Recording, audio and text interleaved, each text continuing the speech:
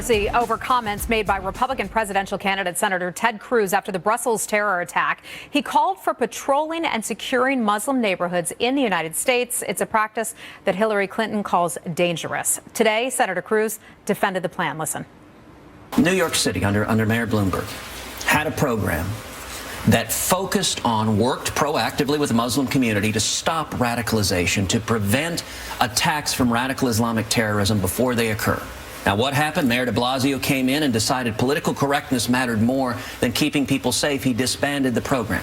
New York City's Police Commissioner Bill Bratton takes issue with Cruz's idea. Listen. The statements he made today is why he's not going to become president of this country, because we don't need a president that doesn't respect the values that form the foundation of this country. As the mayor mentioned, I have over 900 very dedicated officers in this department, many of whom do double duty. They serve as active duty members of the U.S. military in combat, something the senator has never seen. Well, joining us now, Chris Plante, syndicated radio talk show host of The Chris Plante Show, and Leslie Marshall, Fox News contributor and syndicated radio talk show host, The Leslie Marshall Show. Chris, let me start with you. What is your reaction to Ted Cruz's idea, empowering law enforcement to patrol and secure Muslim neighborhoods before they become radicalized? Well, I've got to admit that the phrasing is a little bit peculiar, and I might use other phrasing myself, but what he's talking about in liberal parlance, so that they would find it to be halal, is community policing. That's what we're talking about here. And in New York, as Ted Cruz pointed out, the Bloomberg administration and administrations prior to that worked with the Bush and the Obama administrations on programs that were designed to infiltrate possible trouble spots in mosques and Muslim communities in New York City. They worked with the FBI and with the CIA. It was exposed by the Associated Press in 2011 on infiltrating Muslim communities and mosques. Now, I would imagine that the people of Brussels and Paris would be eager to see policing like that. But you know what surprises again, I would phrase it differently. Yeah, and that's exactly what does surprise me. Ted Cruz is known for being a terrific debater. He's a smart man. Whether or not you agree with his policies, Leslie, then why be so imprecise with your words, unless that's what he really meant? Well, you know, I've always said that. I don't think Donald Trump believes 100% of what he says, but I believe that Ted Cruz believes 100% of what Donald Trump says, but just pretends not to. And I think we're seeing the real Ted Cruz stand up, if you will. One. Two, I think he really believes this, but I also think that he feels it can politically help him. I mean, because look at some of the radical rhetoric that's come out of Donald Trump's mouth, and he is definitely leading Ted Cruz in the polls, and certainly with delegates. So I think this is how he feels, and I think also politically it was very intentional, if hoping to get a boost for himself with this type of rhetoric. So he's trying to get some more attention about it, out of that. Let me ask you about a different topic, and that is the battle of the wives. Donald Trump targets Ted Cruz's wife. Well, this after a super PAC ad featured an old and revealing photo of his wife, Melania, who apparently thought the Cruz campaign had put that thing out. He tweeted this, and it's a big controversy. It's getting a lot of attention today.